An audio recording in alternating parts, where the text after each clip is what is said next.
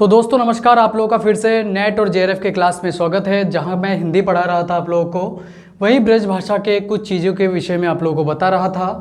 जब ब्रज भाषा अवधि और हिंदी के विकास का क्रम था, हिंदी हो गया था, आज ब्रज भाषा है। पिछले वीडियो में मैंने आपको थोड़ा बता दिया था। अब क्या है, ब्रज भाषा का क्षेत्र देखते हैं कि कौन कौन से क्षेत्र में ब्रज भाषा का सबसे अधिक प्रयोग किया गया है। इसमें से पहला क्षेत्र है उत्तर प्रदेश। उत्तर प्रदेश में ऐसे कौन कौन से मुख्य क्षेत्र है जिसमें ब्रज भाषा का सबसे अधिक प्रयोग किया गया था और उसी के अनुसार मतलब उसमें साहित्य भी लिखे गए थे। एक तो मथुरा हो गया, इसमें सबसे ज़्यादा प्रयोग होता है ब्रज भाषा का। मथुरा, आगरा, अलीगढ़, बुलंदशहर, खुर्जा, मैनपुरी, एटा, बदायूं, बरेली और उसके आसपास जितने भी क्षेत्र है उसमें ब्रज भाषा का जो है प्रयोग मिलता है, ब्रज भाषा का प्रयोग करते हैं। हरियाणा के किस किस क्षेत्र में है, देखो हरियाणा में गुरुग्राम जिले की पूर्वी पट्टी, ठीक है, गुरुग्राम जिले की पूर्वी पट्टी पे क्या है, वहाँ कुछ लोग ऐसे हैं जो ब्रज भाषा बोलते हैं, पर हरियाणवी और ब्रज थोड़ा सा मिश्रित हो जाता है। नेक्स्ट है राजस्थान।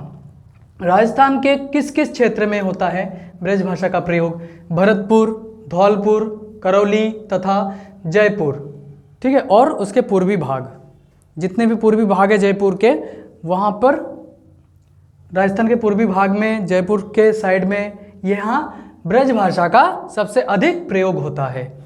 ठीक, नेक्स्ट है मध्य प्रदेश। मध्य प्रदेश में ग्वालियर का पश्चिम भाग जो है वो ब्रज भाषा का क्षेत्र रहा है। वहाँ के जनता, वहाँ जितने साहित्यकार भी एक दो वहाँ से हुए हैं ग्वालियर से, जो क्या है ब्रज भाषा का प्रयोग किया था अपने साहित्य में।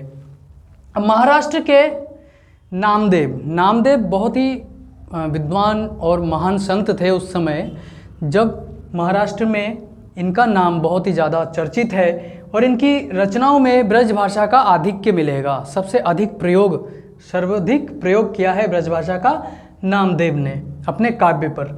जयराम, इन्होंने राधा माधव विलास लिखा, पर यह ब्रज भाषा में था, ब्रज भाषा का प्रयोग किया है जयराम ने 14वीं शताब्दी के उत्तरार्ध में, ठीक है, 14वीं शताब्दी के उत्तरार्ध मतलब 14वीं शताब्दी जब खत्म होने लगा तो उस समय निरंतर जितने भी काव्य बने, साहित्य लिखे गए, वो सब ब्रज भाषा का ही था और ब्रज भाषा के आधार पर ही लिखे गए थे। अगर देखा जाए तो ब्रज भाषा में जो सबसे पहला जो मिलता है साहित्य, वो मिलता है प्रद्युम्न चरित। वो सुधीर अग्रवाल ने लिखा था सन 1354 के आसपास, ठीक है। तो अभी बोलते हैं इसके आगे कौन कौन सा काव्य रचा गया है और कौन कौन से इसमें कवि जो है उन्होंने ब्रज भाषा को आगे बढ़ाया है अपने काव्य के माध्यम से। तो देखिए यहाँ पे ब्रज भाषा का साहित्य, ब्रज भाषा का साहित्य कब से प्रारंभ हुआ, 14वीं से 15वीं शताब्दी के जो ग्रंथ उस समय जो सामने आया उसमें सबसे पहला नाम आता है सुधीर अग्रवाल का प्रद्युम्न चरित, ठीक है, ये 1354 में लिखा गया था। उसके बाद जाखू मनियार ने हरिश्चंद्र पुराण लिखा, जो राजा हरिश्चंद्र की पौराणिक कथा है उसके ऊपर ये लिखा गया था हरिश्चंद्र। ये सब ब्रज भाषा में लिखे गए थे उस समय।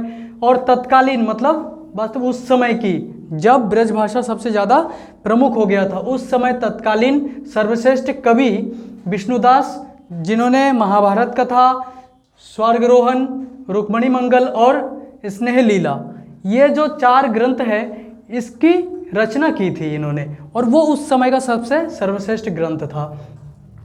इसके बाद नेक्स्ट आता है लक्ष्मण सेन का पद्मावती कथा। तो ये लक्ष्मण सेन का पद्मावती कथा दामो कवि ने लिखा था, राजस्थानी मिश्रित ब्रज भाषा में लिखा गया था उस समय।